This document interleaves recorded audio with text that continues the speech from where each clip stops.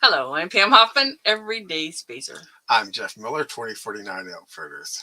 At Everyday Spacer, we show regular folks how to personally and directly participate in space exploration, science, and astronomy. We're here on Friday nights at 9 p.m. Pacific Time, 12 midnight Eastern Time, and 1 p.m. on Saturday in Hong Kong. We're broadcasting live from Thousand Oaks, California. Before we get started, I want to acknowledge Scott Bragdon for increasing his Patreon patronage. I sent an email message and it bounced. Thank you, Scott. And if we see him in the chat, we'll say thanks again because I figured he'd be here by now. But yeah, we'll and see. Scott, if you see this, shoot us an email so that we can get a hold of you. Thanks. Oh, yeah, I actually have that. Where is it? Here it is. Pam at everydayspacer.com. Yep. All right. As an image, you probably don't have to break it up like that. Have it. Oh, yeah, I know. Oh, I guess I'll bring the notes up for you. There you go. Oh, there we go. Hey, look, I can see. Tonight we're profiling one of my kind of heroes in the industry. Oh, hey, Janie. Hi, Janie. Happy Friday to you. Oh, and that's Scott. Well, both of you are doing a great job. You needed a raise. Well, thank you very much. Thanks, Scott. Very grateful for that. Yeah. So tonight, in science, in space stuff, one of my heroes is Gerard K. O'Neill. And we're profiling him, and we'll be back in 8.3 seconds.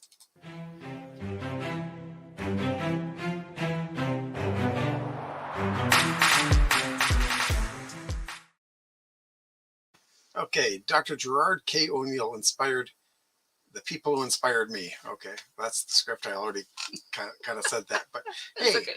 I found Dawn. Dawn's here. Hi, Dawn. Hey, Dawn. Welcome. Thanks for being here. Yeah, I found O'Neill later and learned the source of the inspiration because I didn't know about him until almost college. Okay. And then I read just about everything I could on him and got his High Frontier book. So I read that. I haven't read that one yet. I have it. I know that. Yep. And I have at least one copy of it in a box. At least. Go ahead. Oh, I thought you were going to do this part 2. Oh, yeah. From the Wikipedia page, we learned this. Gerard Kitchen O'Neill, okay, was an American physicist and space activist. As a faculty member of the Princeton University, he invented a device called the particle storage ring for high energy physics experiments, i.e., particle collider. Yeah. Sort of. The precursor to. Yeah. Later, he invented a mass driver launcher a magnetic launcher called the mass driver, which I don't know that he actually invented that one. I think he repurposed a maglev train, which was very new at that time, a new concept. You're quoting, so why don't you quote it and then commentary? I was quoting. Now I'm quoting again. In the 1970s, he developed a plan to build human settlements in outer space, including a space habitat design known as the O'Neill Cylinder. He founded the Space Studies Institute, an organization devoted to funding research into space manufacturing and colonization. And that's all according to Wikipedia. And we watched and were inspired by the High Frontier, the untold story of Gerard K. O'Neill, which is a documentary we found on CuriosityStream. And we've seen it twice so far. And we'll probably see it more times. Oh, yeah. CuriosityStream, get it. It's worth the $20 to $24 a year for it. Incredible. And there's a lot of good stuff on there, including this and the latest Connection series by James Burke. So there's our unpaid commercial for it. Yeah. Pam has done more research and will share what she found here. Yeah, I think CuriosityStream is a great resource. We've actually found some wonderful content there, and it's a fabulous deal. Upon our second viewing, I heard Dr. O'Neill say something that reminded me of part of our intro. he said personally and directly, almost the same way I do it, which was like, oh, that's weird because I don't ever remember hearing him before that movie, like a video of him with and quoting him and stuff. But it must have sank into my subconscious from Yeah, you must have heard either him or heard someone quoting him. yeah, from all the different things that I've done or all the I used to go to a lot of space conferences. So yeah, a lot of years. It's probably just osmosis. Anyway, I'm gonna go ahead and share the screen. Not that way. That way. And start by showing you this high frontier image on Curiosity Stream. It is much too long to run in the show, but I definitely think it is well worth watching. As the untold story of space visionary Gerard K. O'Neill, who wrote this 1977 book, The High Frontier, Human Colonies in Space. The Princeton physicist sparked a grassroots movement to build Earth-like habitats in space with the hope of solving Earth's greatest crises. Now, he was very much into environmentalism and taking industry off the world, as well as allowing us to expand. Not to mention, everybody's here. If something happens, we are done. Just kind of like the dinosaurs went, once the planet was no longer hospitable for them. If we go out into space, we don't have to put all our we haven't put all our eggs in one basket. All right, so of course the Wikipedia has a very nice. I don't get that one. You better tell us more, Cliff. So Wikipedia, generally a good place to start. I know some people aren't crazy about it, but you can get some information about him as a physicist, a space activist. He was a faculty member of Princeton and created all these different things. A space storage ring, which did lead to the particle accelerators. Not a space storage ring, a particle storage ring. A particle storage ring. Sorry, you're right. And then, yeah, it says he invented the magnetic launcher. I don't think that's true because in the movie, in the documentary, it talks about him finding one at MIT. It was MIT, right? Yeah, and he found basically a magnetic linear accelerator to be used for essentially magnetic trains. Got it. And he realized that if you took out the limiters on it and just ran the sequential magnets really fast, it accelerated really good. Right. You said something about a kid at your school did that too. The previous. Oh, here? Yeah.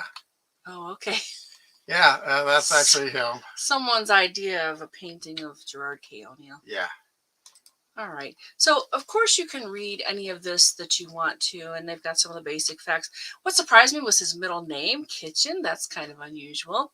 And I didn't know about all these different things that he did. The particle storage ring, work with the mass driver. I kind of knew that. The space habitude, of course.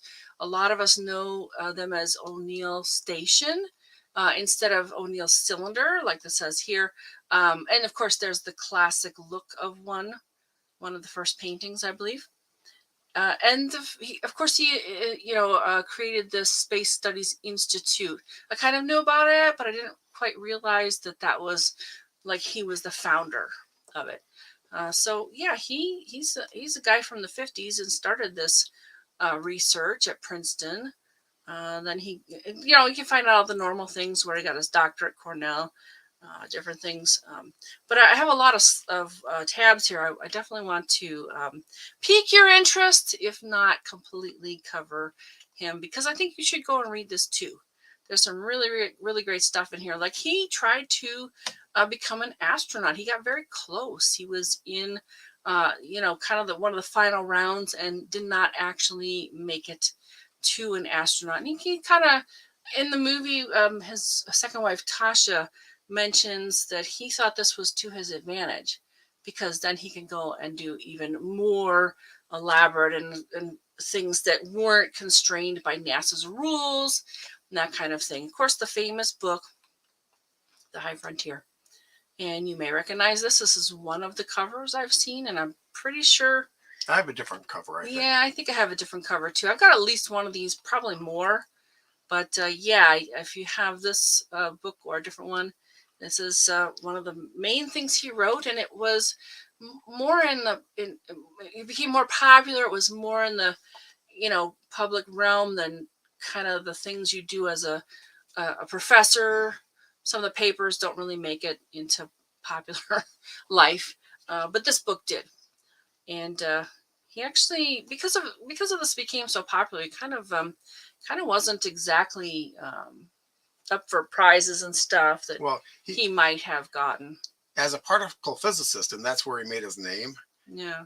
If he hadn't written the book, people are convinced that if he hadn't written The High Mm, Frontier and gone public, that he would have gotten a Nobel Prize in particle physics. yeah.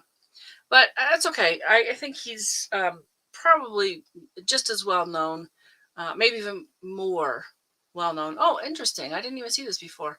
Her birth name was Kitchen. Oh, That's her where last name, yeah. Well, yeah, Nay Kitchen, right. Yeah, birth name. That would be the birth name. Yeah. Nay, that's what that Nay means. No siblings. Yeah, I didn't read all of this, but I read some of the more scientific stuff that was more interesting to me. And all the different things about his personal life. So to me, personal life is personal, but they do have his kids in the documentary, which I thought was interesting. I didn't quite understand the relationships, but here it does spell it out. Who was the children of the first wife, and also his second wife, the one that's kind of better known, Tasha, because she helped him start Space Studies Institute and all that. So, all right. So, high energy physics research. He definitely got into this. And one of the pages in here describes he had kind of 3 different careers, and this is one of them, studying particle physics and this high energy physics and being a professor at Princeton. Some really great stuff in here. Talked about some of the awards he got, this grant from the Office of Naval Research. A lot of these guys get money from the military to do some of this work too. So that's pretty cool. All right, I'm going to go ahead and let you folks read this because there is a lot here and I have a lot of tabs. But yeah, this was one of his original ideas in 1969 here. And he was very interested in the space program. Like I said, he was part of astronaut group 6, but he did not get selected as an actual astronaut. Do we have another comment? No. No. Okay. All right. So then he became interested in this idea of space colonization. Like I said, without the constraints of the government and NASA, he could kind of dream more and do more of the things he was more interested in than just becoming an astronaut. I think that would have constrained him quite a lot. He was actually, when he was teaching, he kind of put out this idea of, so what would a space colony be like? And he had his students do like the math and the mechanics of it. And basically, he was so inspired by this, he wrote a paper himself. I see Daniel's here too. And, hi, Daniel. Welcome. And of course, having his students do it is like, as any professor, employing his slave labor, i.e. grad students, to do all of his work for him. Oppenheimer used Jerry Berry to come to Oasis meetings and refer to O'Neill as Jerry Berry. That must have been before I got out here. Yeah. So yeah, because you were part of Oasis, weren't you? Yep, I was president for a while. So yeah, he definitely made this into a big deal and a book and actually yeah, here it is. He was inspired by the papers written by his students. He began to work out the details of a program to build self-supporting space habitats in free space. And that was part of the thing was, is the surface of a planet the right place for humans to live? And of course, this planet, Earth, is kind of the garden paradise planet of the solar system. And maybe instead of, having industry here and messing it up, maybe we put all that off world and then let this world heal and go back to its original garden paradise type place. And that was a big thing of his. He was very much an environmentalist. Very big. Yeah, and I think there's a lot of symbiosis that can be had between Right. environmentalists and space Well, yeah, spacers. and Spacers. he shows that you can be an environmentalist and not be anti-human. Yes. You know, Yeah. because he wanted to give humans a better standard of living while Right. saving the earth. Right, because one of the things was this idea that outside the atmosphere, there's nothing to interfere with the solar energy that can be put to use. And one of the things, there seems to be a direct correlation between how much energy we have available to us and how much we can do, how wealthy we can become, that kind of thing. I see the comment. Go ahead. Yep. Daniel, there's a bit of a space colony author rivalry that starts between them. No kidding. I don't think I know that. Okay. I'll have to look up some of Yeah. Oppenheimer's work. Yeah, what I just referred to, there's a really good video. I don't think you've seen it yet, Jeff, on one of the other pages here. And I saw it this afternoon. I was just like, wow, he really had some great ideas, which I think didn't really come to fruition very much in his lifetime. But I think they're kind of unfolding and blossoming now, and they probably will continue to do so for quite a while. All right, so again, you want to read this stuff, folks. Find out for yourself. Don't just listen to me. Take a look. He did a lot of work with this, like this L5 Lagrange points, and figured out the one that was stable. Yeah, involved with NASA heavily. He appeared before Congress a number of times, and he was advocating for space exploration. So really important work. I don't think a lot of people know very much about him, though. Oh, here they are with this, mass driver that he found. These are the MIT guys, right? I think that was what that. Yeah. So let's see. And that's essentially the maglev train with the delays removed. So right. So one of the things he did, after he was like a professor and did all this particle physics stuff, he started to develop kind of business ideas, and that's what it says private funding here. He did get some grants. He did get some money from, I think there was some private as well, as it says like NASA up here. But one of the things he did was to create this foundation of the Space Studies Institute to kind of handle all those donations. And they still continue their work today. We'll see a page of theirs in just a little bit. But yeah, this is one of the first projects.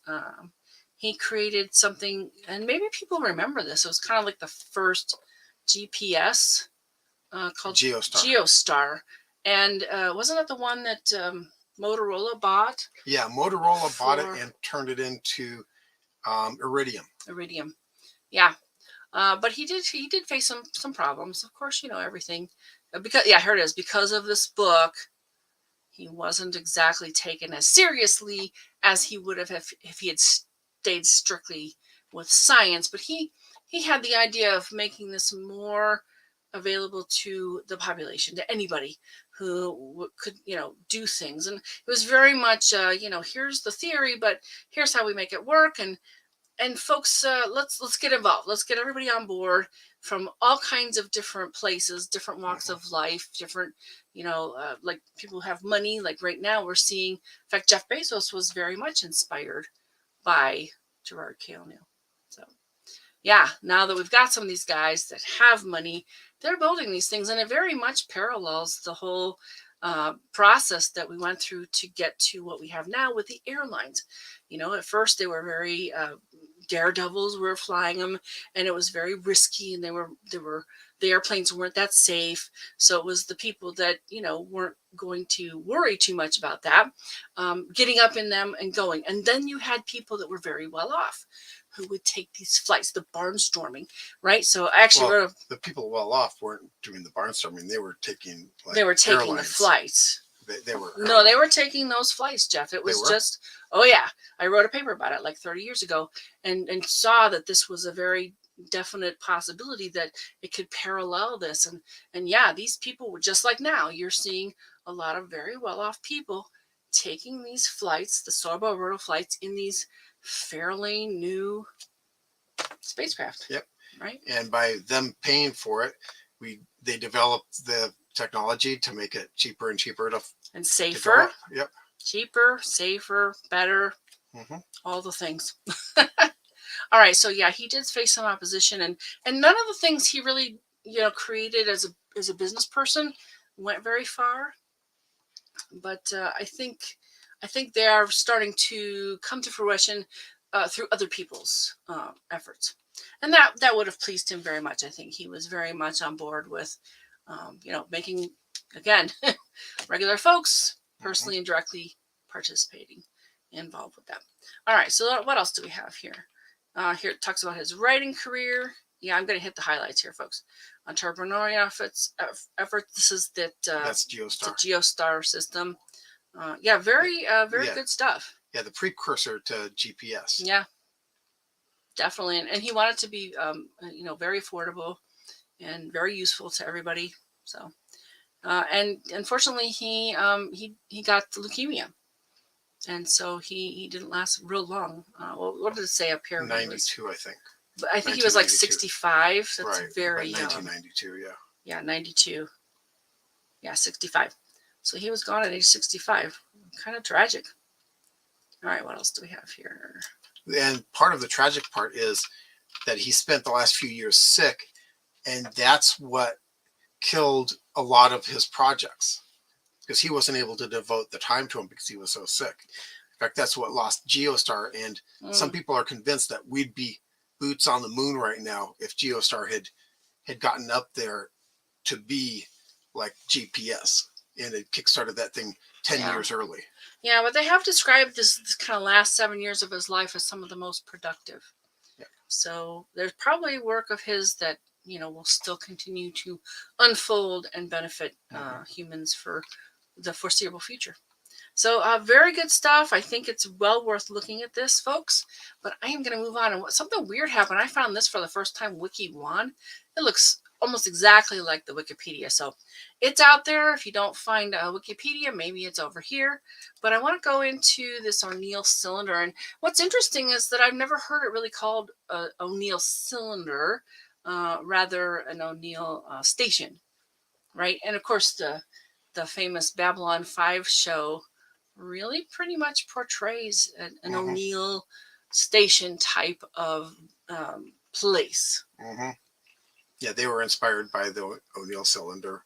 Yeah. And of course, Stargate was inspired by him because Colonel O'Neill, they basically I never made that connection. They basically said that yes, okay, he is supposed to be connected directly to no Gerard kidding. K. O'Neill. Yeah, I didn't get that, but you've seen a lot more of those people than I have. All right, so this is kind of the pictures of it, and I actually wanted to also bring to you, and that's the next two tabs up here. The artist that first was inspired to talk to him, and they worked closely together to develop these images, because a lot of times you can read something but you don't quite get the idea in your head. So I think this person, Don Davis, and they don't really name him here, and I don't think this is one of his, but you can see that this kind of brings it to life. An O'Neill station, or cylinder they call it, gives you the idea of living on the inside surface of this. It's basically, although a sphere would probably be a better place, there's lots of advantages. This gives you a lot of room. So these would be like, what, a mile or two long? Yeah. Well, the thing that a cylinder gives you that a sphere doesn't is a consistent gravity throughout its length. A cylinder or a sphere, you'd have heaviest gravity on the equator. Yeah. On the inside of the equator, and lighter as you go. The cylinder. Right. Now, granted, yes, a sphere is much more structurally sound. Yeah. But you just have to get what you can. So, one of the things that you'll notice is this has sort of a land in segments, and then there's kind of open windows. Part of it's to help bring in the solar. You can see a reflection of the sun in this one.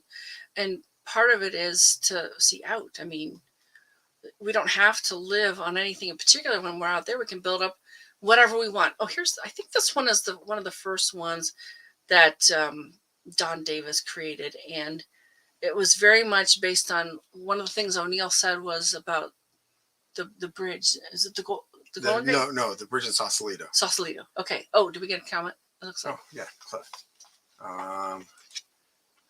Yes, I've seen those graphics of the starship some 50 years ago and knew of this, but that was a long time ago. Yep.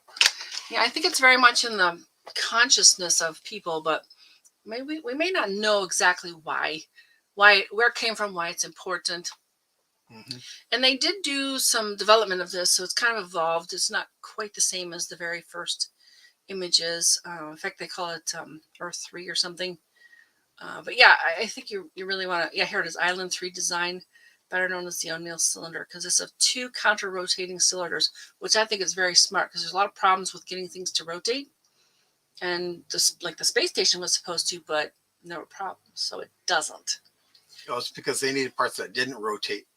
And Okay. the fact that they constantly have to keep the rotated one rotated and the non-rotated one derotated. Oh. Plus, there'd be vibration of the two from the friction, and the less because there's plenty of sources of vibration in a space station. Oh yeah, they call it G jitter. Yeah. And it's a problem. Yeah. Because you think of like microgravity being sort of just floating around. Well, in fact, Not Island quite. 1 there, they state, is your sphere. That was the first design, the sphere. Oh yeah, Bernard'sville. Yeah. Yeah. The spark plug. Yeah. Show it again. There's a better picture of him. I swear, doesn't that look like a spark plug to you? It kind of does. Yeah. And then they figured out that if you stretch the sphere by Island 3, which is his third design, he had a sphere or had a cylinder. Yeah. And but I really like this idea of, I think the inside rotates one way and the outside rotates the other way. No, he had 2 different cylinders. If you saw that first image, they were 2. See, I thought I read something where it was inside and outside, but yeah. You could get a similar effect by a single cylinder These 2. with those mirrors rotating, because that would give you your day and night cycle too. So if they rotated opposite then yeah, you get rid of a bunch.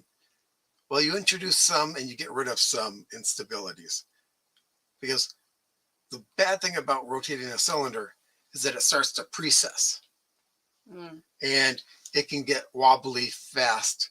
And so you have to have some way of damping that out. And well, I think there's going to be opportunities to go out there and do some testing and building and learning from it, and then do the next ones just better and better and better all the time. And I don't know if this was on purpose, but if you'll notice, most of his images have a lot of water in them.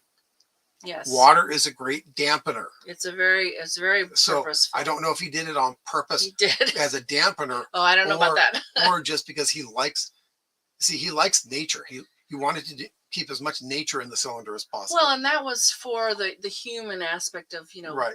We're very attracted to nature, right. And it makes sense to make our living quarters as beautiful and wonderful and comfortable as we possibly can. In fact, these things will rotate such a way that we get like a 1G sensation, like we do here on the Earth. Yeah, here it is. Artificial gravity. The cylinders rotate to provide artificial gravity on their inner surface. At the radius described, the habitants would have to rotate about 28 times an hour to simulate 2.8, sorry. No, it says 28. 28 times an hour to simulate a standard Earth gravity. Yeah. So lots of benefits to this. And I have a feeling, like I said, we're going to go out there, we're going to build them, we'll iterate them, and then we'll find even more. Maybe it's like 3 of these that'll kind of counter out each other. Yeah. But of course, a lot of possibilities. 28 times an hour is like it takes 2 minutes to rotate. 28 times an hour? Okay. Yeah, say 30 and 60 divided by 30. Yep. I see it's what you're saying. About 2 rotations or 2 minutes per rotation. So that's not very fast. Doesn't sound like so fast that you sit there and go, oh my God, because everything looks like it's spinning. Well, yeah, it's not like you're in a centrifuge or something like that, just because it's so big that the outside is, and that makes it so that docking with it, it's a whole lot easier. Well, they probably dock on the center. Right. And you only have to introduce a little bit of a spin. If you saw Space 2001, they do the exact maneuver of they start. And once they match it, Then they switched to the view from inside the shuttle looking at the station. You see the station as stationary compared to it. And that's, yeah. So it wouldn't be a big trick to do this, even with doing it manually, which is what they would be thinking about at this point. Nowadays, Elon Musk has shown us that, you program it and it just does it. Yeah, and I think it seems logical to me that if at different sizes, it would have to be a different rate. Right. To get the same sensation of 1G, which is what we feel here on Earth, 1 gravity. Right. Yeah. Okay. And so it could even get easier the bigger it is, the wider it is. Yeah. You run into, economies of scale as you get bigger, then you get the reverse of that, of it gets too big to basically keep together. And some other benefits of this, of course, on the outer edge of this, we'd have this 1 gravity feeling. But then as you get closer to the center, it gets less and less, to the point of getting microgravity. So you could still do experiments there. You could have labs in the center and all the way around. I mean, there could be a lot of advantages, a lot of different things you could do with this. And if you want heavier gravity, just put more layers on the bottom so that you can live on this 1G and go downstairs for heavier gravity. Of course, or out from the center, I think is. Yeah, that's what I meant. Yeah. But if you're standing on the inside surface, it'll downstairs. Feel like downstairs, Yeah. But as big as this is, you'd have to go down pretty far for a noticeable difference. I mean, 1.01 G's would be 2, 3, 4 floors down. You wouldn't even really notice it. Yeah, but your experiment might exactly take advantage of that. Yeah. Or if you just had stuff that didn't care, like bulk goods storage, or you put rings of water underneath there, and to dampen out. For one, water's great for absorbing radiation. Yep. Or blocking it. 2, it's great for buffering, surges and wobbles and stuff like that. Right. So. And the other thing about the center of this thing is that you could fly. You could fly with like wings on your arms, kind of thing. It'd be risky though. Oh, okay. Because you get too far out from the center and suddenly you can't fly anymore. You're crashing. And to the outside. Yeah, so that'd be a daredevil. That'd be a daredevil thing. But there's probably safety things. And parachute. Yeah. At that point, you get a parachute. I can totally see that we have ways to get around that, so that we could, in fact, finally fly on our own, under our own power. Yeah. Which has been a dream for a long time for humans. And I've seen that a lot too, in a lot of science fiction. And some of them actually just have the things rotating slower, and people used to a lower gravity, which I don't know if physically our bodies can take much lower gravity for an extended period of time. But, that was... We do have some examples with the people come back from Mir after a long... And they're messed up. Yeah, they're definitely... for Earth. Right. So then, they go into this different aspects of it: atmosphere and radiation, sunlight. I mean, essentially, you would have kind of unlimited power here, because you don't have clouds in the way of your solar power satellites. You don't have day and night cycles, the planets, hiding the sun for half of our basic day. You could really power a lot of different things with the sun, which is basically stable, at least for the next several billion years. Yeah. Well, and given how expensive energy was for a certain time period, like especially in the 70s with the oil embargo, is that beamed power from outer space was looking better and better. Then the oil embargo kind of went away, and suddenly beamed power looked like the rich man's, solution, not the... Yeah. And that was one of his endeavors that kind of poof when the embargo was over. Yeah. So a couple other things in here, and I think I'm going to go ahead and move on, because I really want to show you this guy. Don Davis is the space artist that worked with him, and in the documentary they have Don talking about how they would go back and forth and sending letters. There wasn't email in the 70s kind of thing, and Don has quite the background. I mean, he's been at this for a really long time. And so I just love this. I mean, this is very long too. I mean, I was reading this and I got to about halfway and I'm like, oh my God, I'm only halfway through. So very wonderful stuff here. Let's see, donalddavis.com. And this is just a link off of the main page.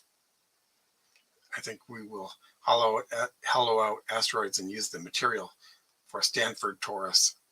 The human factor needs unseen land over the horizon. Maybe. We don't know, but yeah, quite possible. I think if kids are born there, it's gonna be just natural to them to. Yeah. Oh yeah, there's land up there, and there's sky, and there's sun panels, and. Yeah, and I think the cylinder came as a modification of the Stanford torus. Basically. Yeah, you were telling me about this. Yeah, you take the torus, which has only so much surface area for people to be on, and then you stretch it. Now you have this really long torus with a lot of surface area. Then you realize that there's a whole lot of structure in the center that you don't need anymore. So you remove it. So that's how you get the cylinder. I saw another comment. Yeah. Okay. Yeah. Interesting. Yeah, maybe. I mean, and that's. Yeah, I think humans adapt to all kinds of different things. I don't know that we'll have a real problem with it. But if we do, and here's the other thing is that the cylinder that O'Neill postulated would be big enough to actually have clouds form. Yep. It would have weather. And if you think about it, clouds would be even more common in it because in the center, with the lower gravity, would have lower air pressure, which would have the water droplets come out a whole lot sooner than they would in our atmosphere. So you might actually have a layer of cloud in the middle of it. Yeah, which would mean very likely that some of the ways of lighting it would be hard to fly through that, though, wouldn't it? Yeah. Ah. Yeah. Yeah, you'd have to dashed again. Flat it on VFR or IFR. Sorry, IFR. Okay. Because not visual. IFR. All right, let me do some of this because he's got some really fantastic stuff in here, and this is just fascinating to read about him. And his inspiration was Chesley Bonestell. I just love reading this. Like I said, I only got through half of it insofar as reading it. He did some really important work, like depicting these moon craters and stuff. It's just beautiful. He's been on lots of different places. No, that one looks like a Bonestell. Isn't it? Let's see what it says. Yeah, it could be.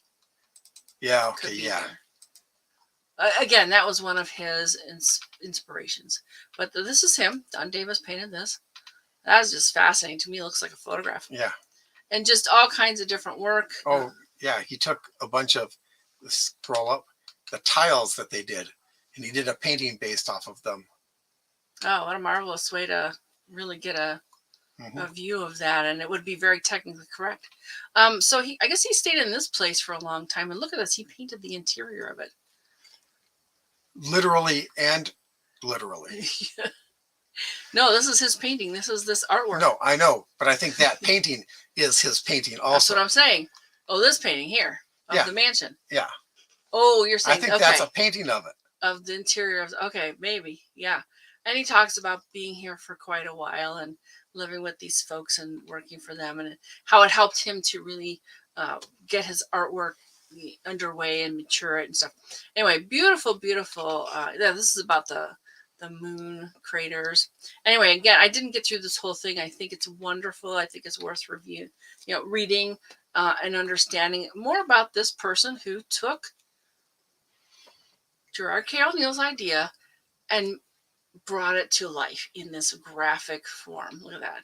It's just beautiful. The vivid colors, you could totally imagine living in this place. It doesn't seem so unpleasant that it would be, unlike Earth. It would be very much like Earth, I think. And this is kind of Gerard's vision right there. Yep. You have the city, and then you have people out enjoying nature. If you look in the far foreground, you've got people right here, just out there enjoying the nature. So that's kind of Gerard's vision right there. Yeah, with basically unlimited power to power anything they want to do.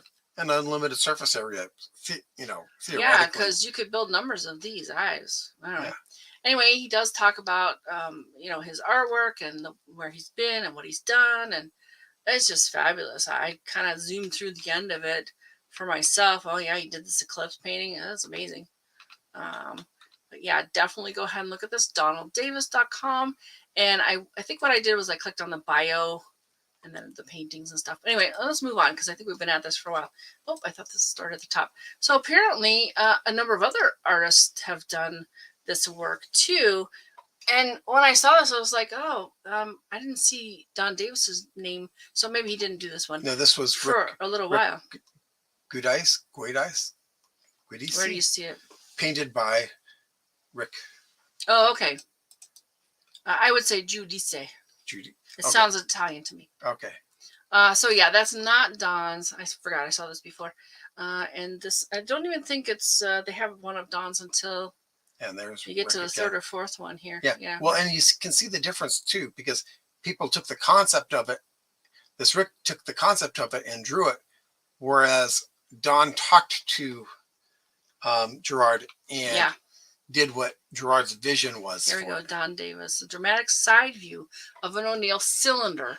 Again, that cylinder where it kept coming up, and I was like, yeah, I never really heard it called a cylinder before, but it is. Mm-hmm. Anyway, so yeah, here we go, showing a cloud level forming at an altitude of 3,000 feet. So there you go. Mm-hmm. 3,000 feet, you got basic clouds, but maybe they won't be quite so bad to fly through. Depends on how cloudy it actually gets. And there's that painting again, the one of the first ones, I'm pretty sure. Let's see, who's this by? Oh, this is Don Davis. They actually talked about this one in the documentary, because he talked about it, how he did it as if the sun was going through the Earth's atmosphere, like on a dawn. Well, no, there's an eclipse there.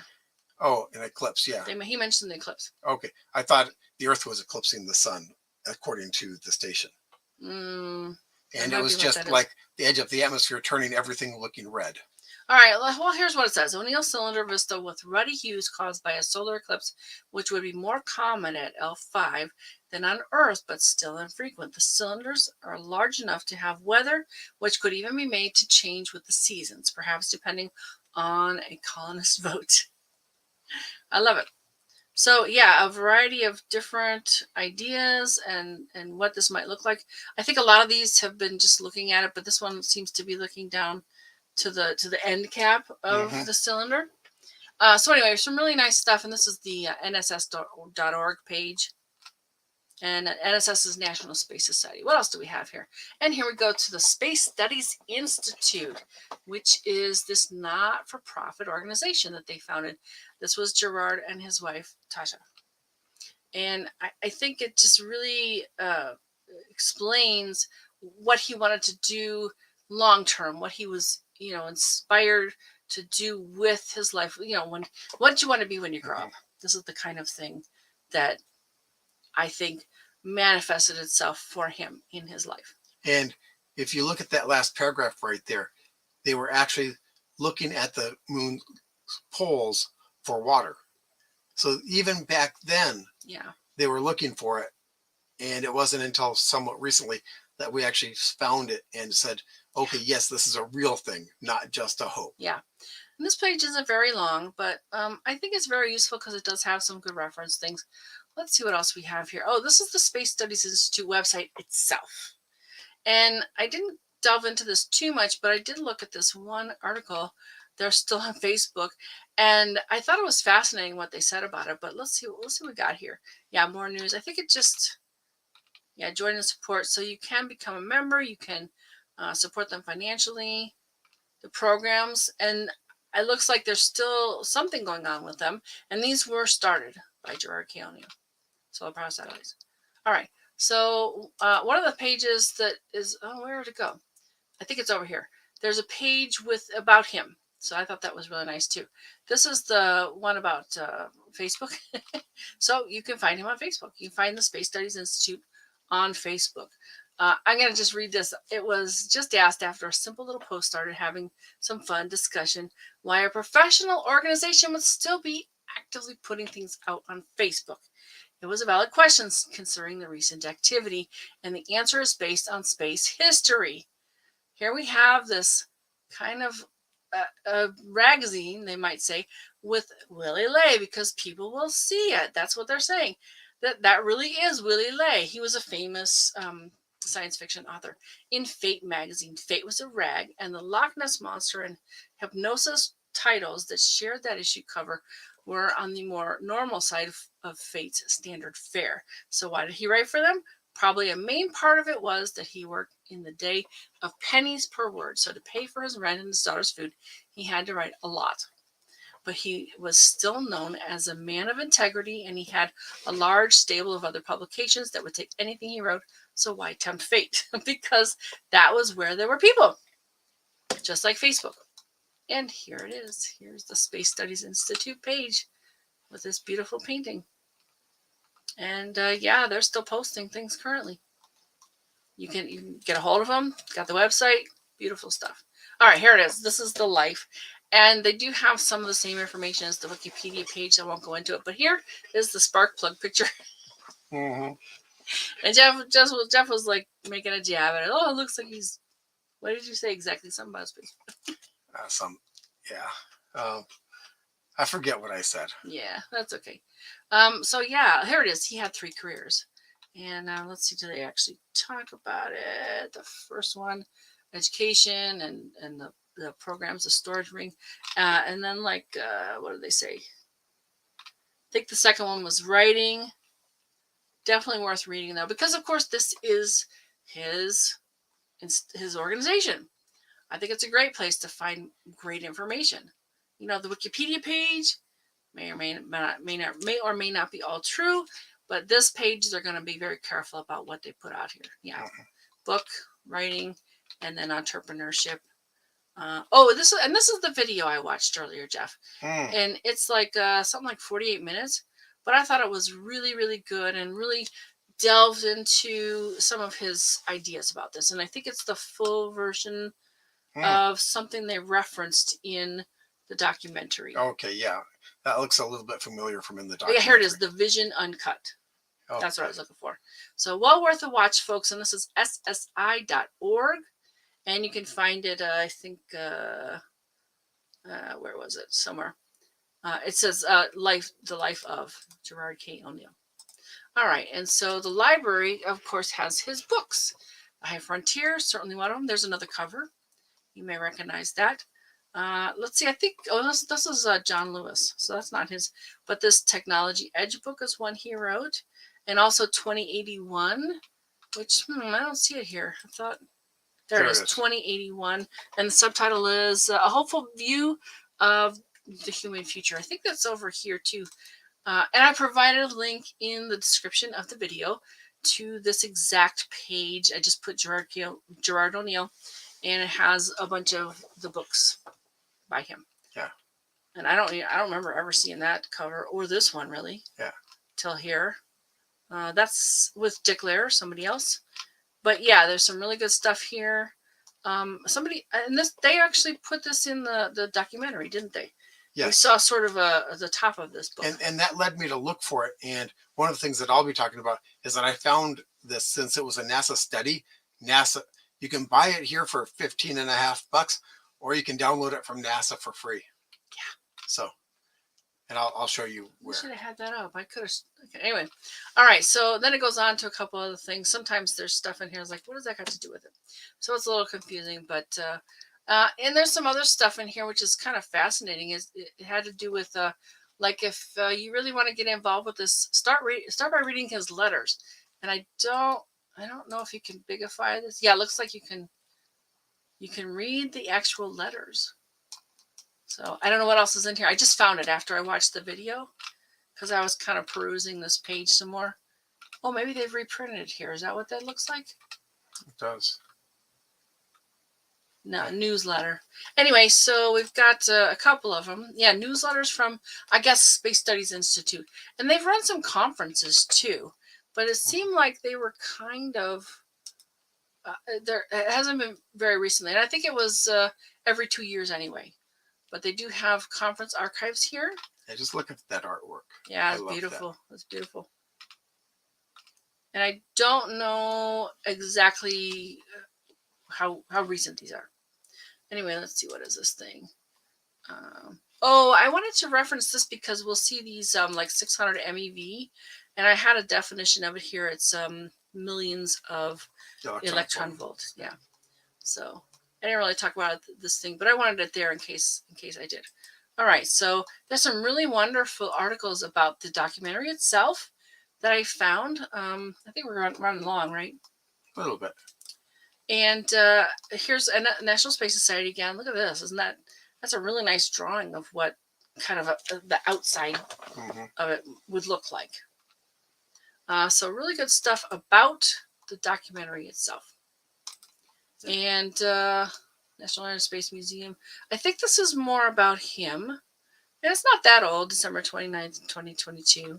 Yeah, it's only a year old. Yeah, I didn't really read this. I did peruse it just a little bit. Yeah, there's so much more to look at, folks. Yeah, there's that, probably the original cover, right? And I really like the Britannica information, but it's really hard to read with the ads. So I think I'm going to end it there. Okay. Lots to look at. If you want some links, I can share that too. No problem. Okay. And I think that brings us up to, well, you had some thoughts here too, right? Yeah. Did you want to, or did we cover those? Yeah, we covered the Babylon 5 and O'Neill cylinder versus O'Neill station. Okay. But I wanted to show you guys. Yeah, here it is. This is the study, and I got it from. Oh, I have to switch over to there. I got it from this page on NASA, and so let me. Oh, technical papers, good. Yeah, and now here's the thing: is that he did not write this. Gerard K. O'Neill didn't. No, he was the technical editor. Oh, that's right. If we get down far enough, and you can tell it's designed for government because you see things like. Well, that's probably scanned. This page intentionally left blank. That is mostly blank. Yeah, that is government production right there. But preface at some point. Now it has a lot of interesting stuff in here, and these are studies done. So if you want basically the technical version of his High Frontier, this is it. This is where he did the studies. Well, he did want to have his book be not just the theory, but an actual, here's how you go and do that. But yeah, if this one goes into more of the technical stuff, is it possibly even like after, so things evolved and they had more from, updated information or. Yeah. And if you see all of the people involved in, he is here technical director. But one of the things, and I'll get some beautiful artwork in here. So that's worth downloading too. Now they had this as an idea. I don't know how the hell they would get this to stay still relative to that, but hey, whatever. But they did a lot of stuff comparing an O'Neill station to a small town.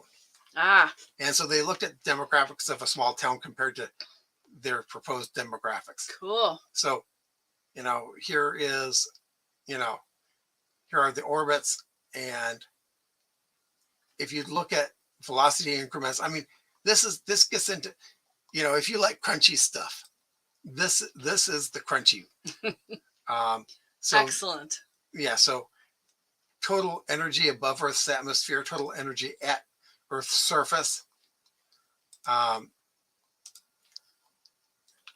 If you notice, there's no loss due to atmosphere because, of course, no atmosphere. And, they talk about so many different things in here and give the data, give the graphs, give the charts. Nice. And at some point down here, they massive meteoroid occurrence. So this is what are the risks? And so they go into all of this. I mean, here's the radiation risks.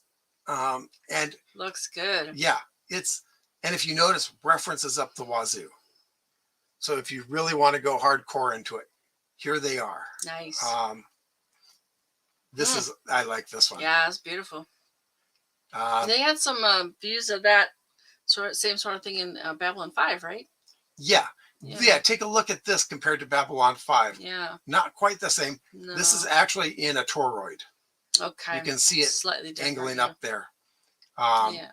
And there's a ceiling there instead of, Right. But it's same concept. Human needs in space. If you notice rotational axis, so yeah, there's a lot of stuff in here. And that's the link you put into the chat. Yes. So it should be clickable. You can find that.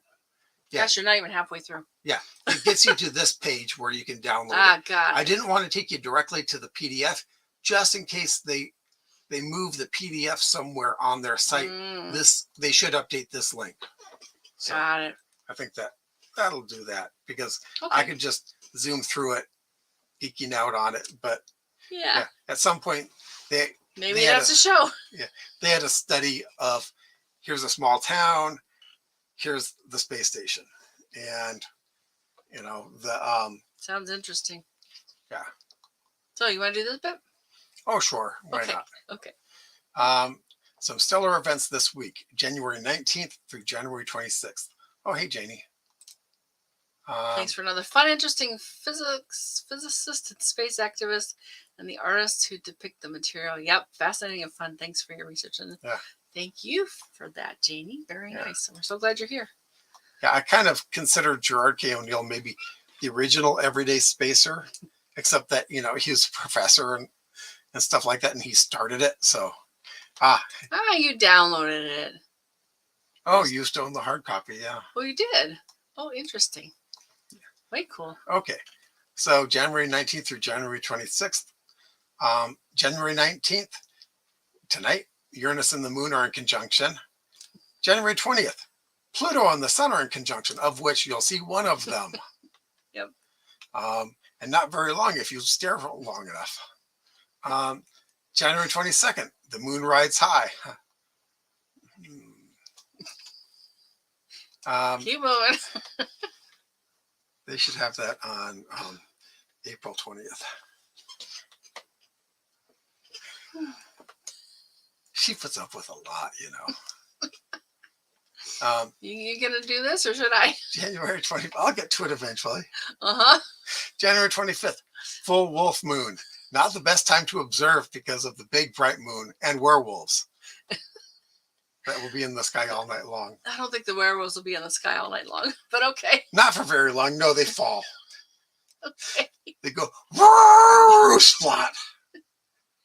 Carry on. January 26th, Friday night show. It's been a while, but we'll look at another citizen science project. To hear about something you can do, stick around. Find us Fridays at 9 p.m. Pacific time, the Everyday Spacer Facebook page and the Everyday Spacer YouTube channel. Sure. What inspires you the most for this coming week? I'm going to tell you about some other events and activities. Let me get over there and Jeff, go ahead and share. Oh, yeah. Great job. Awesome. So I just found this. I don't know too much about it, but there's some kind of a night photo summit. So little video here. Let's make that a little Fourth annual, and there's going to be 30 presenters, more than 40 classes. Sounds pretty cool. I found this at nightphotosummit.com from Facebook. I think it was an ad on Facebook. Free talk. So sounds like it might be interesting. Again, I don't know a lot about it because I just found it before I got on the show tonight. Then there's this Death Valley Star Camp. But I think they actually, look, they have all kinds of them.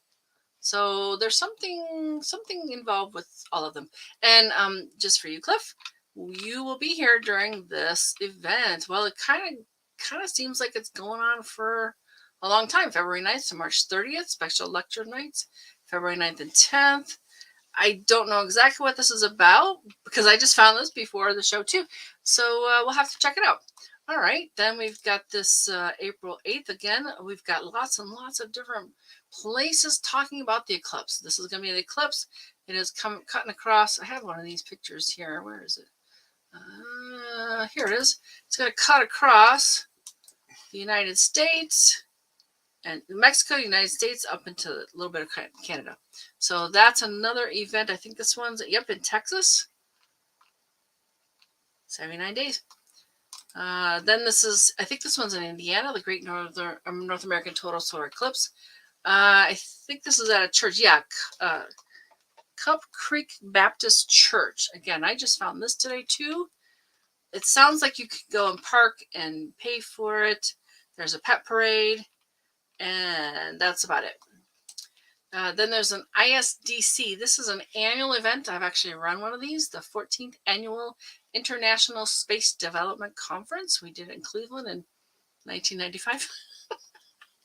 That was a while ago, but it's going to be in Los Angeles this year, May 23rd, 26th.